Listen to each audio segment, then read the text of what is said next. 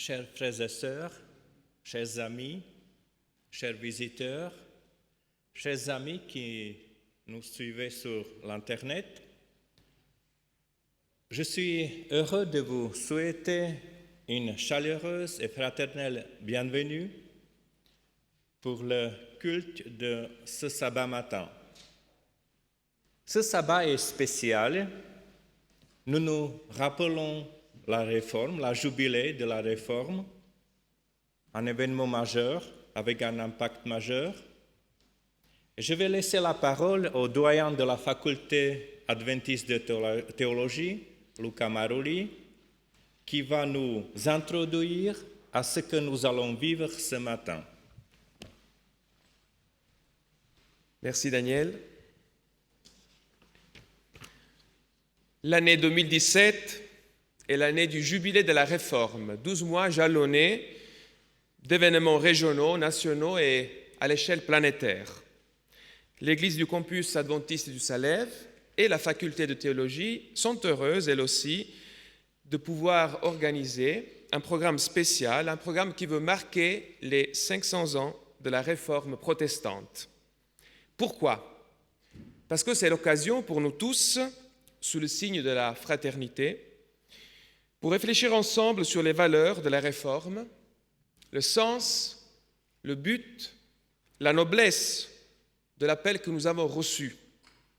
Et pour utiliser les propos de Luther lui-même, un appel à être vaincu par les Écritures, à avoir notre esprit captif des paroles de Dieu, à agir selon conscience. Et alors le titre que nous avons choisi pour cet événement est « Protester, réformer, protester, dialoguer ». Réformer d'abord. La réforme est en effet un monument au désir de tout chrétien qui cherche une compréhension toujours meilleure des paroles de Dieu et de Dieu lui-même. Mais la réforme n'est pas simplement un événement historique, c'est une vision, c'est un engagement sérieux à prendre à cœur deux paroles de Jésus notamment. La première qui nous dit « Venez à moi, vous qui êtes accablés, et je vous donnerai du repos ». Mais aussi une autre parole qui nous adresse « J'ai encore beaucoup de choses à vous dire, mais vous ne pouvez pas les porter maintenant ». Réformer, certes, mais aussi protester.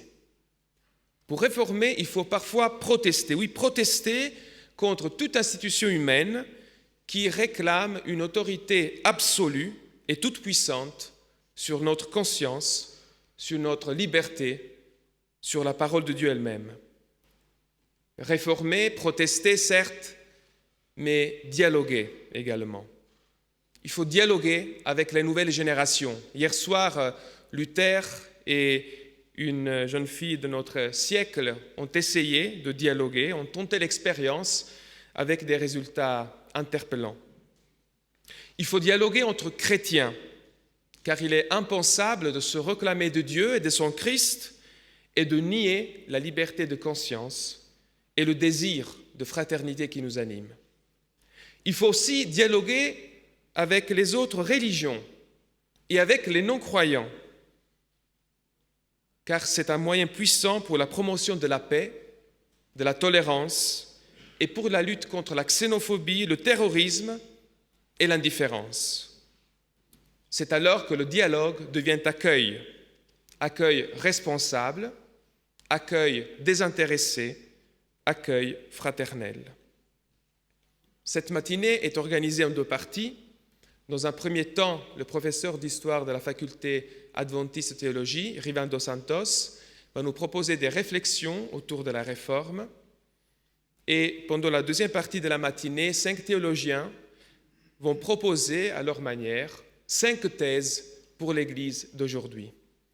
Le programme se poursuivra cet après-midi à 15h avec une table ronde où on pourra mettre en dialogue des pasteurs venant d'horizons différents, donc un pasteur ménonite, un pasteur luthérien, un prêtre et un pasteur adventiste. Et la journée sera conclue par un pot de l'amitié à 17h et une visite des archives de notre bibliothèque, Alfred Vaucher. Deux expositions ont été préparées pour montrer les relations entre les pionniers adventistes et la réforme protestante. Je vous souhaite donc une bonne continuation de programme, un programme qui est de réflexion, mais surtout d'adoration. Soli Deo Gloria, à Dieu seul la gloire.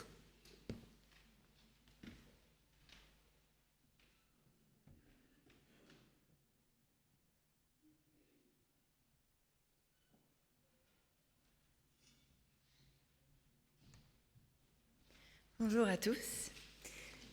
Comme Luca nous l'a proposé, aujourd'hui c'est un sabbat qui nous invite tout particulièrement à être tous unis. Et pour cela, nous pouvons dialoguer. Et ma forme préférée de dialogue, c'est le chant. Alors je vous invite aujourd'hui à être tous unis dans l'esprit.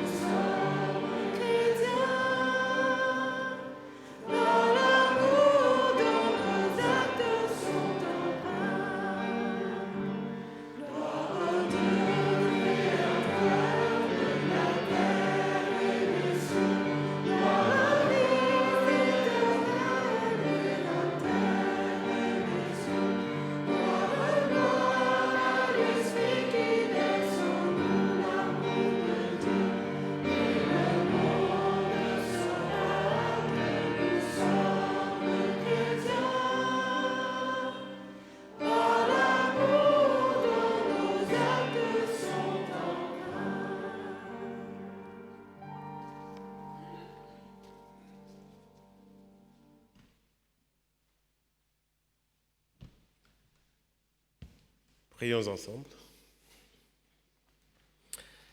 Éternel notre Père, notre Dieu, notre Créateur, nous voulons te remercier pour ce temps que tu nous donnes et de nous accepter dans ta maison ce jour, tous rassemblés pour pouvoir venir t'adorer, te louer, mais aussi te remercier. Nous venons les mains vides, mais nous nous présentons devant toi comme un sacrifice vivant, comme tu le désires. Alors que ce jour soit un jour de joie pour chacun d'entre nous et qu'ensemble nous profitons bien de tes bénédictions, de tes bienfaits. Permets-nous toujours dans la réflexion de pouvoir réfléchir, mais avancer, progresser, partager.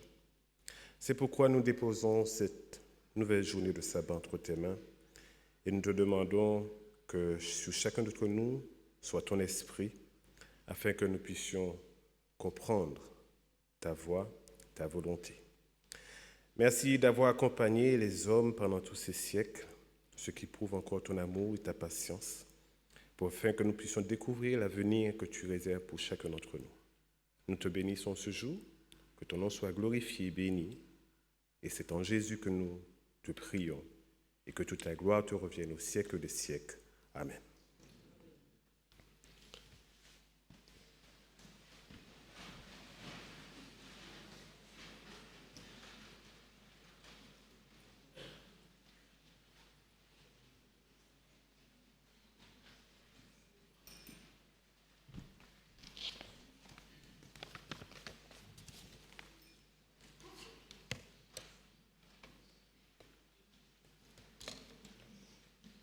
Bonjour à toutes et à tous.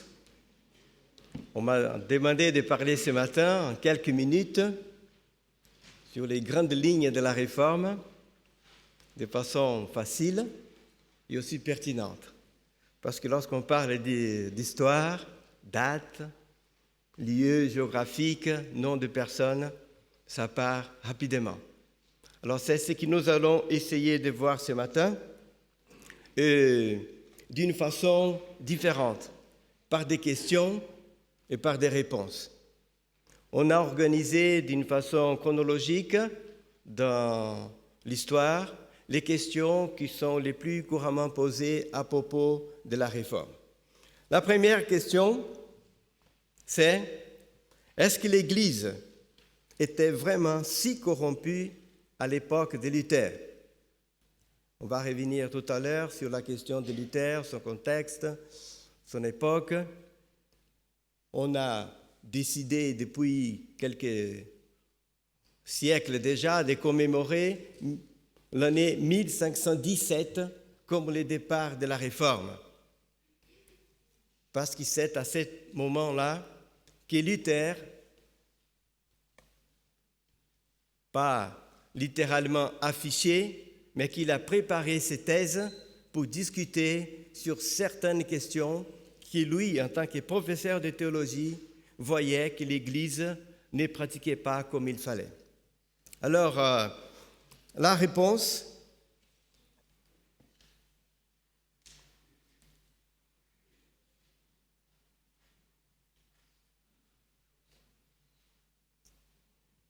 je crois qu'ils vont changer là-haut. La réponse serait l'Église a une difficulté à gérer les succès et la gloire. Il ne faut pas oublier qu'à l'époque de Luther, nous sommes en 1517, en 1531, ça serait déjà 1500 ans que Jésus est parti au ciel et qui a laissé l'Église sur la terre. 1500 ans d'histoire. Et dès le départ, l'Église a dû lutter contre l'opposition des Juifs, l'opposition des païens. Elle a dû aussi lutter contre les persécutions de l'Empire romain pendant les 3 premiers siècles et aussi contre les erreurs doctrinales qu'il y avait à l'intérieur même du christianisme. Et nous voyons cela dès l'époque des apôtres, par les écrits de Paul, de Pierre, de Jean. Ils disent qu'il y a des faux docteurs à l'intérieur de l'Église. Et à partir du IIe siècle surtout, on a développé des idées que Jésus-Christ n'était pas divin à l'intérieur du christianisme, qu'il était juste un homme comme les autres. D'autres développaient les idées que c'est un Dieu, un autre Dieu qui avait créé l'Ancien Testament. Les dieux de l'Ancien Testament étaient un autre. Et les pères de Jésus, c'est les dieux du Nouveau Testament. Il y avait une confusion terrible dans l'Église. Et encore les persécutions de l'Empire romain. L'Église ne pouvait pas se réunir en concile pour discuter ces questions théologiques. Mais à partir du IVe siècle, surtout à partir de 313, lorsque l'Église devient reconnue par l'Empire romain, et un peu plus tard, l'empereur romain devient chrétien, l'Église va passer à une nouvelle étape. Elle aura d'autres victoires encore. Déjà, l'empereur romain devient chrétien. Ensuite, Clovis, autour de 496, on va arrondir autour des 500, 1000 ans avant Luther. C'est important cela parce que cela aura des conséquences pour le fait que la France, le royaume français à l'époque, les Francs, ne vont pas accepter la réforme. Autour des 500, pourtant, Clovis, roi des Francs, va se baptiser et le royaume va devenir officiellement chrétien. Ça va suivre d'autres royaumes.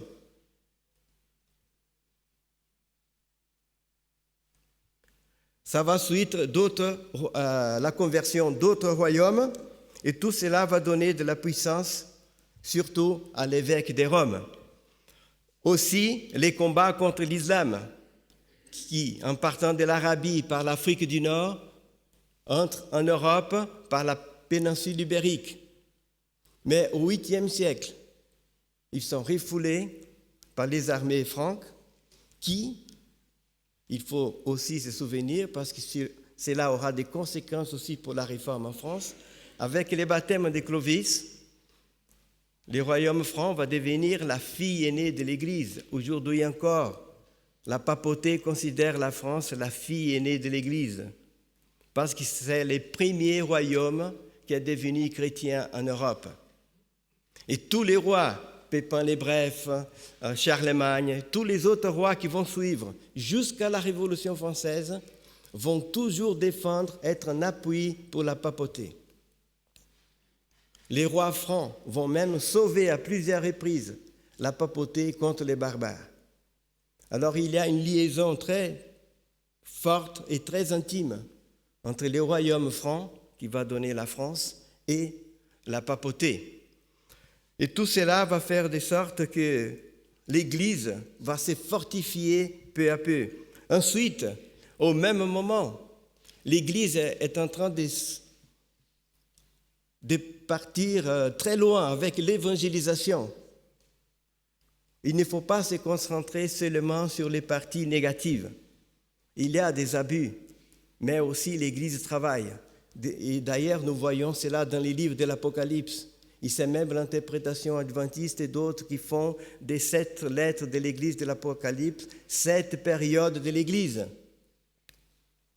Et entre 313 538 et 1517, ces 2 églises, Pergame et Thyatire, c'est cette église que nous disons à ce moment-là. C'est l'église où il y a le plus d'éloges par rapport aux œuvres. Et aussi qu'ils ont gardé la foi. Jésus a dit, vous avez gardé mon nom, vous avez gardé la foi. Mais il y a des problèmes là, c'est vrai. Mais vous voyez que même Jésus voyait des points positifs. C'est à cette époque, autour des 1000, qu'ils arrivent même en Chine. Même l'empereur en Mongolie est déjà devenu chrétien. Plus tard, l'islam va reprendre un peu cela. L'Église se répand aussi en Afrique, à la fin du XVe siècle, avec les navigateurs portugais et d'autres, et anglais. Ensuite, au début du XVIe siècle, en Amérique. Alors, l'Église est en train de se répandre, mais tout cela amène à des abus. Parce que là où il y a beaucoup de pouvoir, il y a un risque. Beaucoup de pouvoir, beaucoup de richesses, beaucoup d'influence. Rappelons-nous de ce qui s'est passé avec Salomon. Au début, humble, prière, il a reçu la gloire, la sagesse. Malheureusement, il n'a pas su bien utiliser, et c'est lui-même qui l'a dit. Deuxième question. Personne avant Luther n'avait pensé à protester comme lui. Réponse. Oui, il y a eu des étapes qui ont préparé la réforme du XVIe siècle. Luther n'est pas parti de rien, il a beaucoup appris des exemples des siècles pour faire que sa réforme, qui ne pensait pas, au début ne pensait pas à faire une réforme de cette ampleur. Il s'est juste opposé aux questions des indulgences. C'était un prêtre et un professeur de théologie catholique.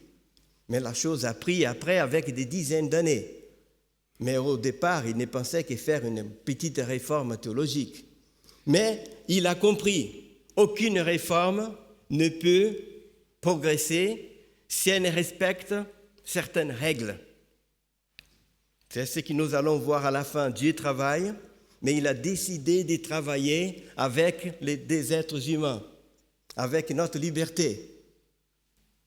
Et nous devons respecter certaines règles pour que la chose avance. Et nous avons déjà la réforme monastique à l'intérieur même de l'Église.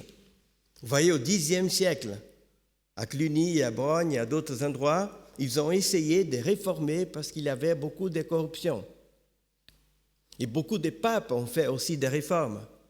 Si vous voulez, il est possible de comparer l'histoire de l'Église catholique romaine avec l'histoire de l'ancien Israël. À l'époque des juges, ils étaient avec Dieu et se séparaient. Avec Dieu, ils se séparaient. Les rois d'Israël et de Juda aussi. Dieu envoyait des prophètes, il y en avait qui écoutaient et d'autres non. Jusqu'à ce qu'ils partent en exil. Mais Dieu est parti avec eux. Et Dieu n'a jamais dit, vous n'êtes plus mon peuple. Il faut faire très attention à ceux qui sont peuple de Dieu ou non, à ceux qui sont apostats ou non. Ce n'est pas à nous de définir, c'est Dieu.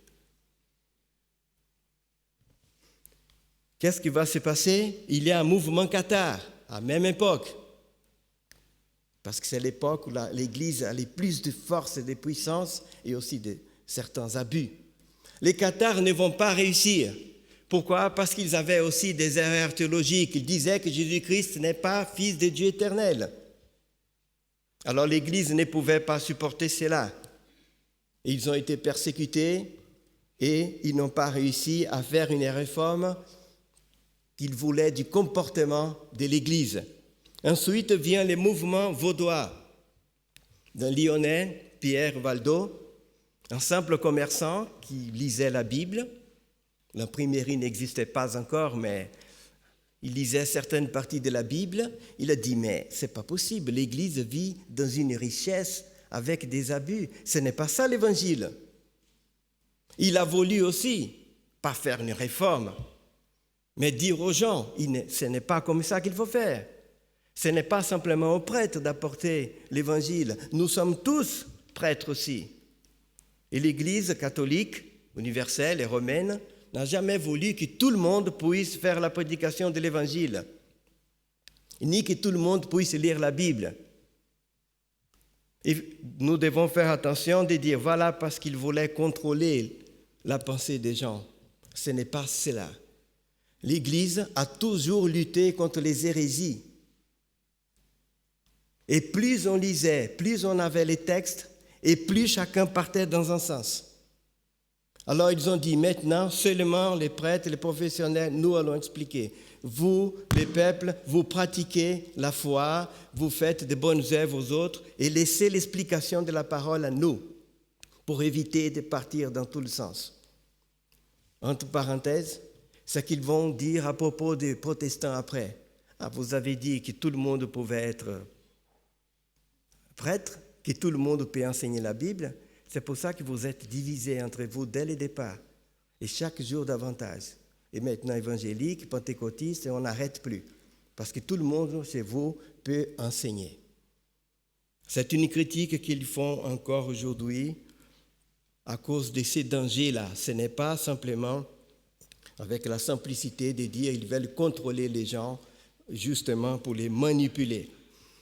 Le mouvement vaudois n'a pas réussi, même s'il existe encore aujourd'hui, parce qu'il n'avait pas l'imprimerie pour envoyer les idées à tous. Il n'avait pas de grands théologiens au milieu des Vaudois.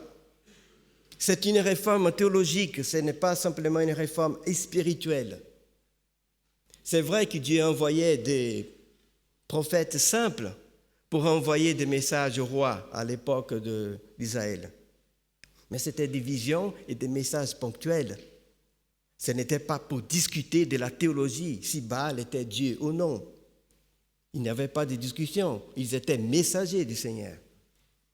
Mais à ce moment-là, il faut une réforme théologique. Il faut discuter avec des théologiens pour montrer certains éléments essentiels. Et là, il était nécessaire que certaines personnes avec une bonne préparation soient au premier rang. Ensuite vient John Wycliffe en Angleterre, un théologien, professeur de théologie qui commence à contester aussi contre les abus de l'Église et aussi sur la justification par la foi. Ce n'est pas l'Église qui apporte le salut, mais c'est le contact de la personne avec le Christ. Et avec la traduction de la Bible aussi, il avait l'appui de la couronne. Mais avec le temps, beaucoup commencent à faire des revendications sociales au nom de l'Église, au nom de Dieu. Ah, on a compris par la Bible qu'on vient de traduire qu'on a des droits, qu'on ne peut pas nous traiter comme ça, que nous sommes tous égaux devant le Seigneur. Et en s'appuyant sur les réformateurs, ils commencent à faire des revendications sociales. Alors là, la couronne va lâcher Wycliffe et dire voilà ce que ta réforme provoque. Et la réforme ne va pas, ça va continuer en Angleterre, mais elle ne pourra pas faire son chemin parce qu'il n'avait pas l'appui de l'État. Je sais que c'est étrange d'entendre cela, mais vous allez voir, là où l'État a appuyé, la réforme a pris. Là où l'État n'a pas appuyé, elle n'a pas pris. C'est mathématique. C'est pour ça que nous devons aussi apprendre les leçons de l'histoire et savoir comment nous devons procéder. Et c'est pour ça que Paul dit, et les autres apôtres, respectez toutes les autorités au maximum possible, comme Jésus l'a fait d'ailleurs. Il n'a jamais critiqué les autorités haut placées. Il se bagarrait avec les pharisiens lorsqu'ils critiquaient son comportement.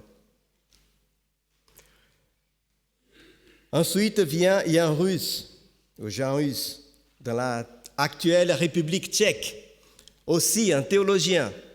Il a essayé de faire la réforme. À l'époque, l'empereur était de son côté. Il a été rappelé devant les autorités romaines pour s'expliquer. Et l'empereur, vas-y, toi, tu as une carte de conduite, je vais te protéger. Mais il ne l'avait pas fait, cela. Et quand il se présente, il n'avait aucun appui, il a fini brûlé. Ensuite, pour cette période, Jérôme Savonarole, son nom francisé, un Italien à Florence, un simple prêtre, n'est pas un grand théologien, ne pensait pas faire une réforme théologique, mais il voulait que l'Église, ces réformes, que l'Église, que la papauté diminue ou arrête les abus financiers et matériels. Il critiquait beaucoup la papauté pour cela. Il n'avait aucun appui. Les Médicis qu'il critiquait beaucoup à Florence n'étaient pas de son côté. Vous connaissez déjà la fin. Il n'avait aucun appui, il a fini au bûcher. Ensuite, nous avons la question, qui était Luther et pourquoi a-t-il réussi? En quelques mots, pourquoi Luther a réussi là où les autres n'ont pas réussi? Déjà, nous allons voir son origine géographique, ce n'est pas anodin. Il n'est pas un Italien, il n'est pas de l'actuel Portugal, Espagne, ni en France. Il n'était pas très proche de la papauté d'une façon culturelle. C'est un germanique, très loin de Rome. Vous allez voir comme il y a une conséquence culturelle à cela. Ses parents étaient des gens honnêtes, travailleurs, des gens simples, mais son père était très sévère. Il pensait que Dieu aussi était comme son père, qu'il aimait, mais lorsqu'on commet une faute, attention. Et sa personnalité explique un peu cela aussi, nous ne pouvons pas nous attarder. Mais il était une personne angoissée depuis sa jeunesse. Il voulait toujours s'approcher de Dieu. C'est comme Ésaü et Jacob. Un vit au monde chasseur, un autre qui aime rester avec son père, qui rêvait d'être patriarche. Il y a des choses inexplicables. Luther, il était angoissé, il cherchait Dieu. Son père voulait qu'il fasse droit, il a commencé. Un jour, il était, pendant un été, selon raconte l'histoire, un orage s'abat sur lui. En plein été, il prie. Or, Sainte Anne, Anne, dans la tradition, c'est la grand-mère de Jésus, c'est la maman de Marie. Si toi, tu me délivres, je vais me faire moine. Et selon l'histoire, le soleil apparaît et il va accomplir son serment et il va devenir moine. Il continue son angoisse, il ne trouve pas le Seigneur. Jour et nuit, il fait des œuvres, mais il n'arrive pas. Il continue ses études. Il fait des études, une grande formation, doctorat à l'époque. Il va enseigner la théologie. C'est un catholique qui enseigne, qui prépare des prêtres. Et bien sûr, avec son métier, tous les jours, qu'est-ce qu'il fait? Il étudie, il a le temps de voir les textes. Et là, il voit, Romains, nous sommes justifiés par la foi. Et peu à peu, il commence à se dire, mais qu'est-ce qui se passe là? Ce n'est pas par les indulgences, ce n'est pas par le pardon des péchés parce qu'on a payé. Ce n'est pas par des pèlerinages. Pourquoi l'Église dit cela? Il commence à avoir un malaise en lui. Et pourquoi? C'est lui. Parce que tout était en place. Et pour résumer, dans sa région, il y avait quelqu'un qui voulait être évêque. Et qu'est-ce qu'il a fait? Il a négocié avec la papauté de le nommer, mais il fallait payer une somme exorbitante. Il paye à la papauté la somme et il est nommé évêque. Mais pour avoir cet argent, il a dû emprunter aux banquiers. Comment payer ces gens? Alors, lui, avec la papauté dit, on va faire comme ça, parce que nous aussi, on a besoin d'argent pour continuer la construction de la cathédrale Saint-Pierre. Et toi aussi. On va encourager les prêtres à faire les prédications à propos des indulgences, c'est-à-dire quelqu'un a commis un péché, vous payez une somme selon les péchés, et au moment où vous déposez la somme, votre péché est pardonné, et on vous donne un document, votre péché est pardonné. Oui, mais mon grand-père était un bandit, un assassin, il est déjà mort, pas de problème, il est au purgatoire. Là, il faut payer un peu plus cher, mais on peut faire quelque chose. Et la somme était versée. Et des gens avec une bonne intention, les fidèles.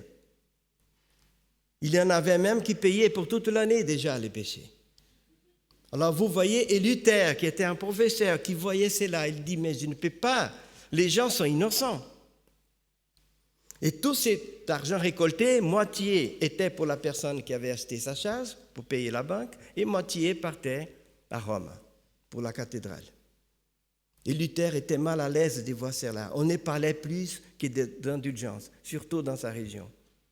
C'est pour ça qu'en 1517, le 31 octobre, à la veille de la Toussaint, qu'il sait que tout le monde va venir le lendemain, il y a une tradition qui dit qu'on a affiché, c'est lui, ce qui compte, c'est qu'il a préparé 95 thèses de 2-3 lignes contre les indulgences et la pénitence. Il n'était pas ni contre les papes, ni contre l'Église. Il était contre l'abus des indulgences. On ne va pas voir toutes les thèses, mais quelques-unes qui vont s'afficher. La première, par exemple, dit, en disant, faites pénitence, notre Maître et Seigneur Jésus-Christ a voulu que la vie entière des fidèles fût une pénitence. Regardez bien les 6, il n'a pas encore, la vérité est progressive, nous aimons beaucoup ces mots. Il va dire, les papes peuvent pardonner des péchés. Qu'est-ce qu'il dit?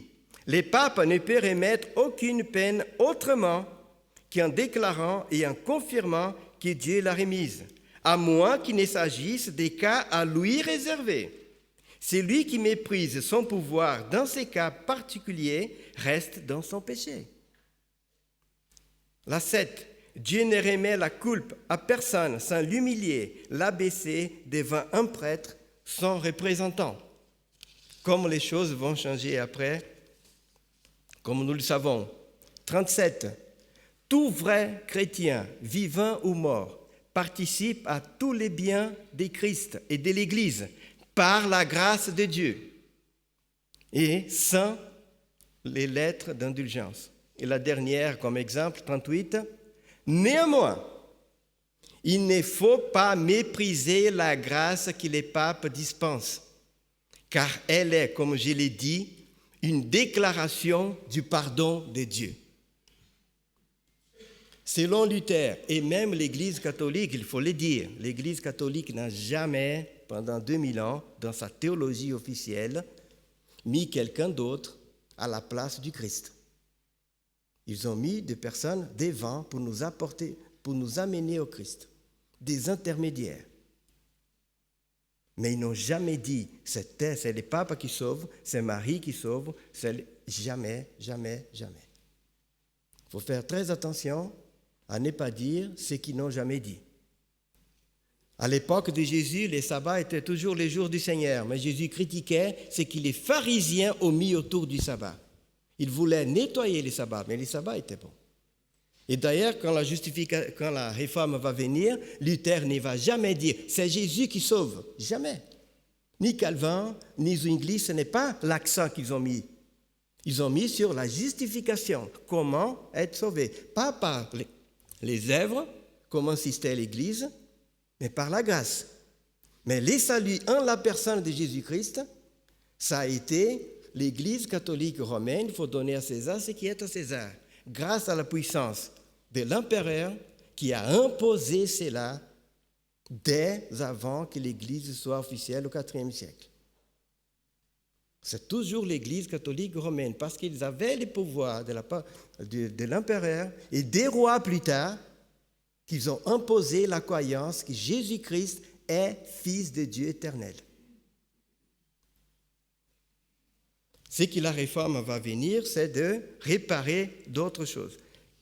L'autre question, pourquoi la réforme s'est-elle divisée entre Luther, Zwingli en Suisse et Calvin à Genève? Réponse rapide et simple, par des questions théologiques et à cause de la radicalisation du mouvement. Par exemple, pour Luther, la présence du Christ dans l'Eucharistie est vraie. Ce n'est pas transubstantiation, mais elle est là. D'une façon inexplicable, il y a une puissance. Pour Zwingli et pour Calvin, pour Zwingli, c'est juste symbolique en Suisse. Il n'y a rien, c'est symbolique.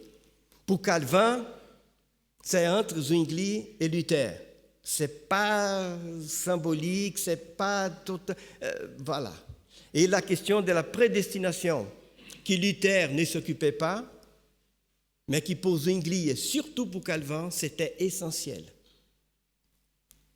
Pour ces points-là, surtout, et aussi à cause de la radicalisation. Luther était un homme, des fois dur, c'est vrai, mais il ne voulait jamais imposer la réforme par la force. Jamais. Mais Zwingli, en Suisse, était très favorable à ce que la réforme avance par la force des armes. Il est même parti en Allemagne pour chercher des mercenaires. Il voulait faire une alliance avec les protestants allemands. Et il imposait, il encerclait, il affamait des cantons catholiques qui ne voulaient pas recevoir. Et d'ailleurs, il est mort même pendant une bataille. Et à sa mort, Luther a dit, mais je savais que c'était un radical, qu'il allait finir comme cela. Ensuite, Calvin, qui est parti de la France, à cause de la réforme qui n'a pas été acceptée, il part à Strasbourg, ensuite il est appelé ici à Genève. Il était aussi très radical. Il voulait faire de Genève une Rome protestante. Il voulait transformer la ville en église. Et il a fait tout le monde signer, les citoyens, qu'ils allaient vivre selon ce qui dit la loi de Dieu, qui lui, avec Farel, avait rédigé. Et bien sûr que les gens n'ont pas accepté au début, il a été expulsé un an et demi après, mais 3 ans après, on les rappelle. Et il était aussi, je ne vais pas donner des exemples, mais il a fait des gens aussi mourir parce qu'ils n'étaient pas d'accord avec lui à cause des questions de doctrine, alors qu'ils étaient aussi protestants.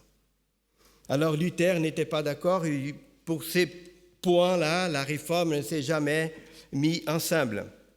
Autre question, pourquoi la France n'a-t-elle pas réussi la réforme? Pour résumer, pour parler simplement, les titres c'était la réforme pour les nuls, pour laisser dans l'esprit, pour 2 motifs.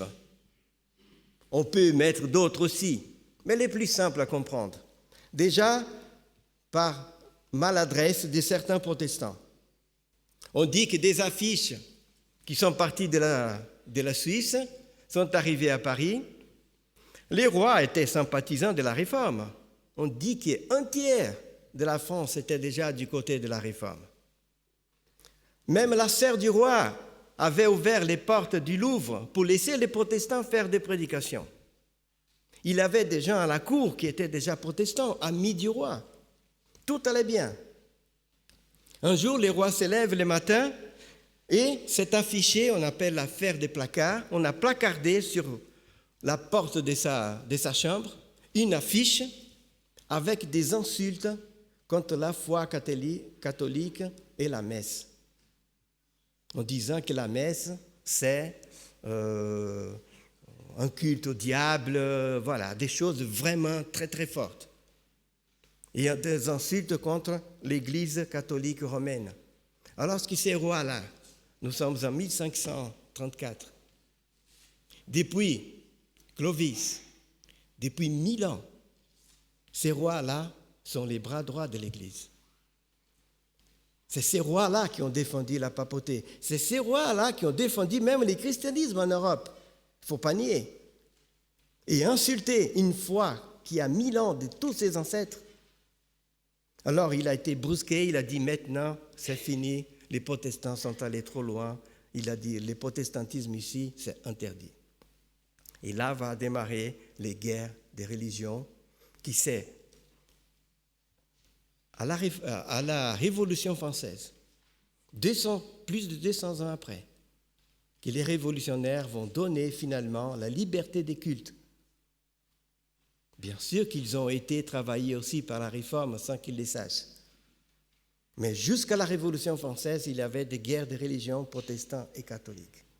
Vous voyez, ça va durer encore longtemps, mais c'est surtout parce que la France était très liée à l'Église catholique depuis longtemps. Quelles leçons pouvons-nous tirer de la Réforme? Les deux dernières questions. Moi, je vois sincèrement, avec l'histoire, comment Dieu travaille. Quel respect il a pour l'être humain, pour la culture. Nous avons, je crois, une carte qui va être affichée. Voilà. Si vous regardez cette carte, c'est une carte géographique de l'Empire romain. En vert, c'est là où l'Empire romain n'a pas occupé. Vous voyez, le but de Rome, c'était faire les tours de la Méditerranée pour rester tranquille et son commerce. Ils appelaient la Méditerranée notre lac. À partir du moment où ils ont fait les tours, ils se sont arrêtés. Ils n'étaient pas ambitieux comme Alexandre le Grand qui voulait conquérir pour conquérir. Ils auraient pu aller jusqu'en Inde s'ils voulaient, comme Alexandre le Grand. Mais ils ont fait les tours. Là, nous sommes protégés, on reste. Mais si vous regardez la région, ici, en Germanie, où était Luther? Il était en dehors de l'Empire romain. L'Empire romain n'a jamais dominé en-dessus du Rhin comme ça, la Germanie. Ça n'a pas beaucoup eu de contact latin depuis l'époque de l'Empire romain. Et c'est de là qu'il va partir la réforme définitive avec d'autres éléments. Et si vous regardez bien la carte ici, tout ce qui est plus ou moins jaune, c'est là où la réforme a pris corps. Et jusqu'aujourd'hui, c'est vers le nord et pas vers le sud. Si vous regardez bien, Portugal, Espagne, Italie, et la France qui est au milieu, qui est latine, la France c'est les francs germaniques et les latins. Et à cause de l'histoire de Clovis, la France était très liée à la papauté. La réforme n'est pas descendue. Et ça, c'est une réflexion pour nous. Les limites, entre guillemets, du Saint-Esprit. Des fois, nous pensons, oui, l'évangélisation en Europe est difficile, au Brésil, en Afrique, c'est plus facile. Il faut juste étudier l'histoire pour la comprendre. Ce n'est pas une question de cœur, ce n'est pas une question de méchanceté. Ce n'est pas une question de dureté, Ce n'est pas une question de matérialisme à peine. Il y a une histoire derrière.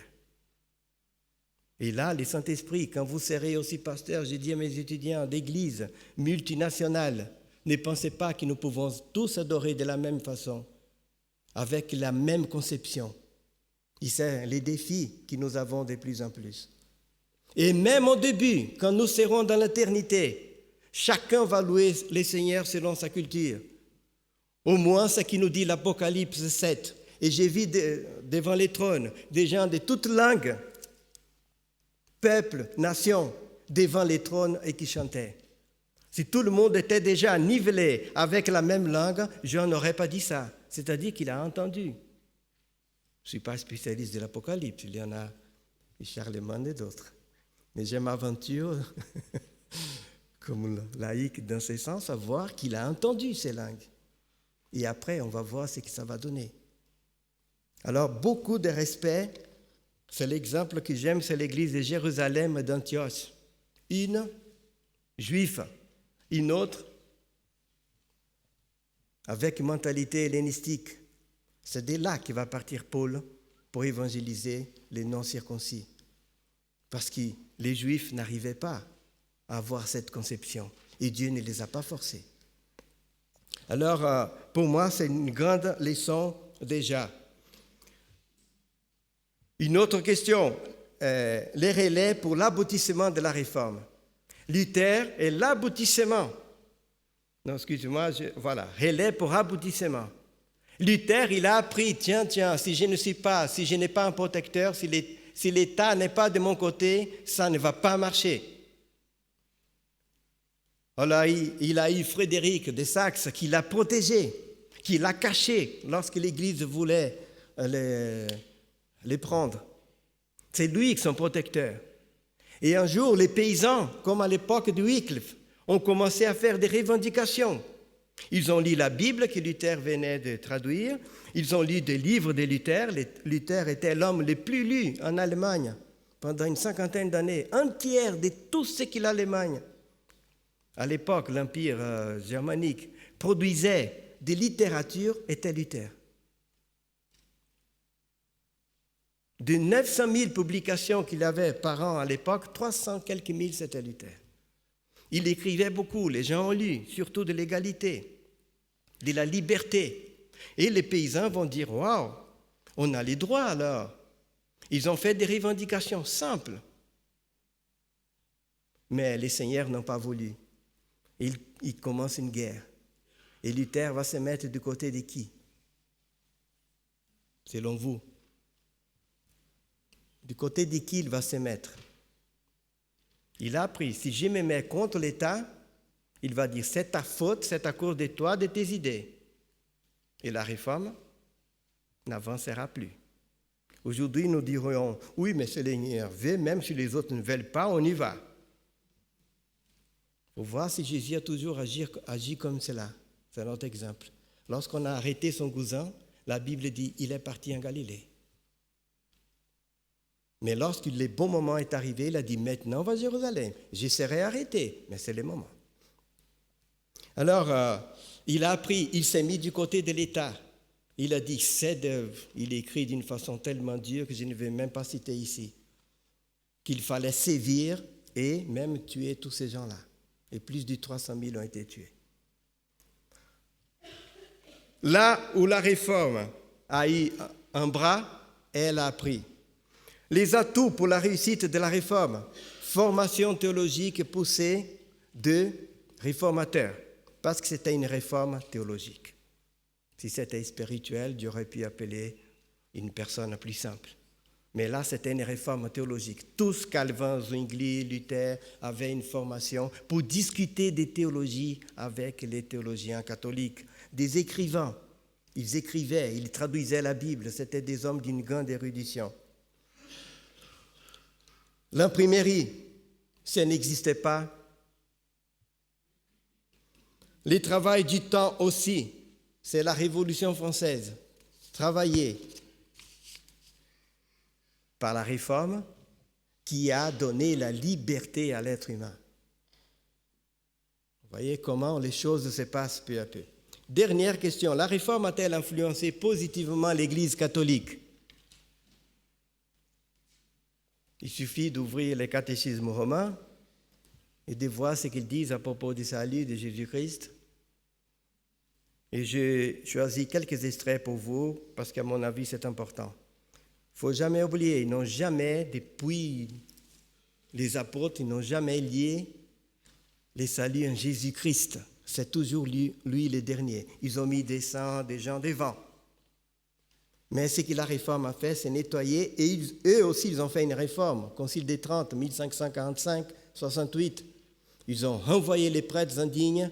Plus jamais parler d'indulgence de cette façon, même s'ils croient encore à la puissance des indulgences au purgatoire. Mais ce n'est pas une prédication qu'ils mettent en avance. Et qu'est-ce qu'ils ont fait si nous regardons? Dieu s'est révélé pleinement en envoyant son propre Fils, paragraphe 73, en qui il a établi son alliance pour toujours. Celui-ci est la parole définitive du Père, de sorte qu'il n'y aura plus d'autres révélations après lui. Paragraphe 435 du Catéchisme. Au nom de Jésus-Christ et au cœur le nom de Jésus-Christ est au cœur de la prière chrétienne. Toutes les oraisons liturgiques se concluent par la formule « par notre Seigneur Jésus-Christ ». Paragraphe 1987. La grâce, comme disaient les protestants, du Saint-Esprit a le pouvoir de nous justifier, c'est-à-dire de nous laver de nos péchés et de nous communiquer la justice de Dieu par la foi en Christ. Romains, exactement les chapitres, les versets, d'où tout est parti de Luther, ils ont utilisé aussi et qu'ils ont compris. 1993, la justification établit la collaboration entre la grâce de Dieu et la liberté de l'homme, la liberté que la Réforme a tellement mis en avance. Elle s'exprime du côté de l'homme dans l'assentiment de la foi à la parole de Dieu qui invite à la conversion et dans la coopération de la charité à l'impulsion de l'Esprit Saint qui les prévient et les garde. Dernière citation, paragraphe 2634. L'intercession est une prière de demande qui nous conforme de près à la prière de Jésus. Ça, pour ceux qui disent ils disent que c'est Marie qui intercède pour nous, c'est les saints qui intercèdent. Ce n'est pas cela. Ils disent qu'elle intercède, mais elle intercède auprès du Christ. Nous allons directement. Mais en dernier, c'est le Christ. Regardez bien. C'est lui, l'unique intercesseur auprès du Père, en faveur de tous les hommes, des pécheurs en particulier. Il est capable de sauver de façon définitive ceux qui, par lui, s'avancent vers le Père, étant toujours vivants pour intercéder en leur faveur. L'erreur que nous, protestants, nous disons, c'est qu'ils ont dit, pour aller au Père, c'est par Jésus. Oui, mais pour aller à Jésus, aller avec Marie ou les saints. Mais en définitive, c'est Jésus-Christ auprès du Père. Vous voyez qu'en 500 ans, ils ont fait aussi un schéma. Ils ont une longue tradition derrière eux. Des fois, nous regardons seulement les côtés négatifs, mais Jésus-Christ est toujours au cœur. Et pour la dernière leçon que je peux, pour moi-même et en classe, que j'aime faire, nous aimons beaucoup dire que la connaissance est progressive. Et elle l'est. Mais comme elle fait peur, comme il fait peur à certaines personnes de progresser. Et des fois, comme certains ont peur des théologiens. C'est vrai que c'est au XIXe siècle, surtout que les théologiens, surtout protestants, ont commencé à saper la foi en la parole de Dieu, tout en apportant aussi beaucoup de bonnes choses de la critique textuelle.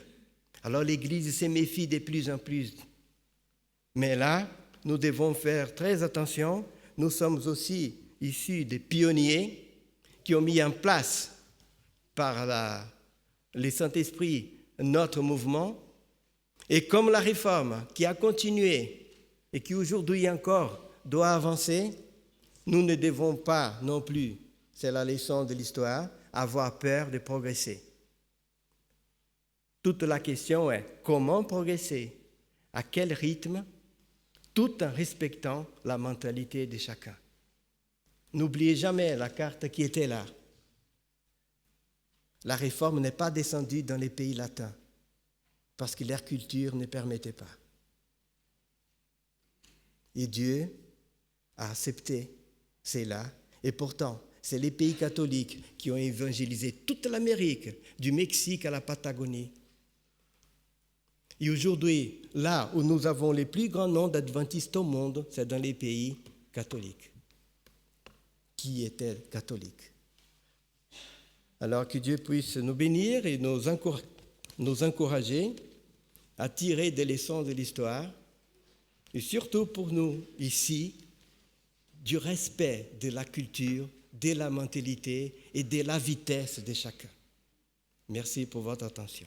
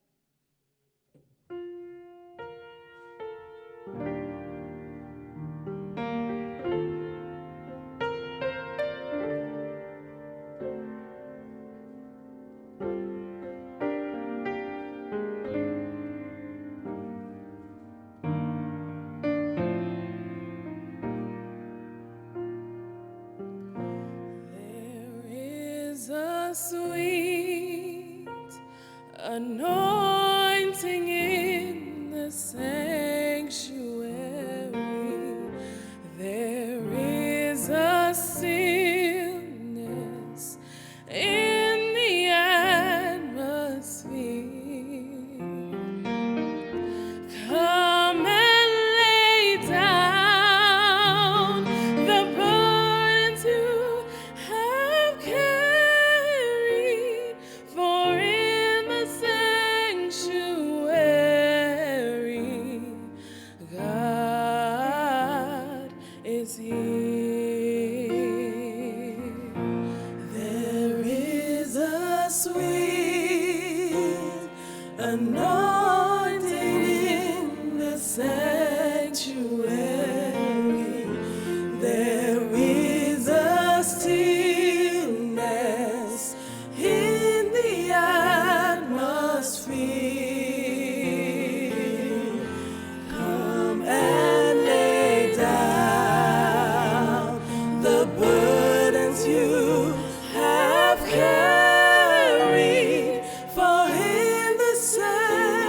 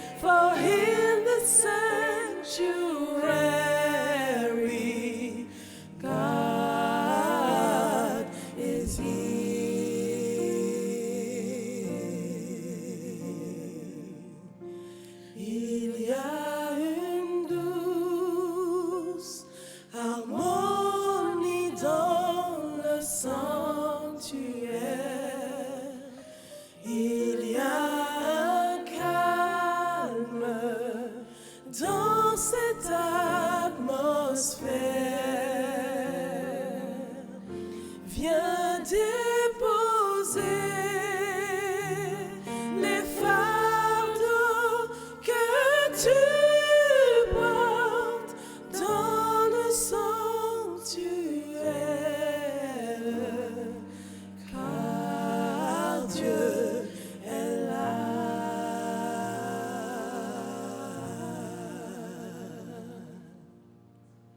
Amen.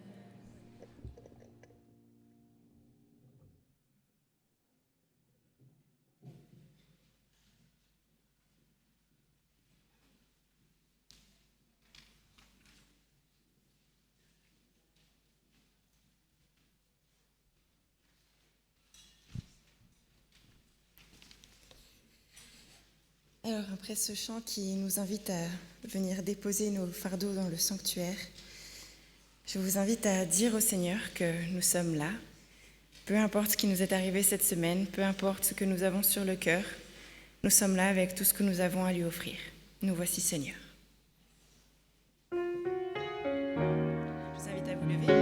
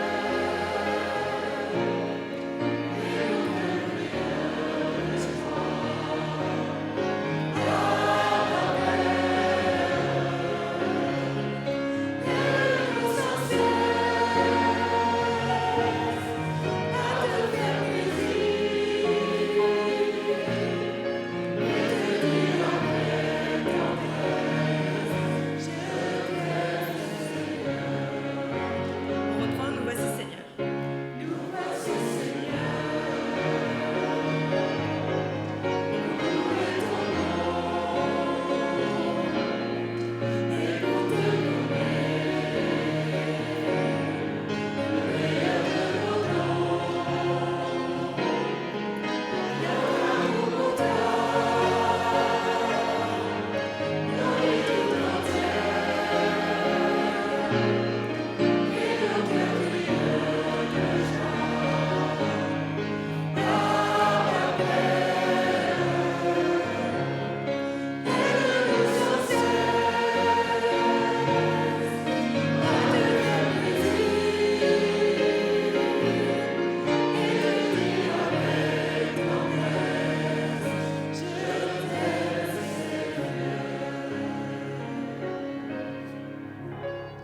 Restons debout pour la prière.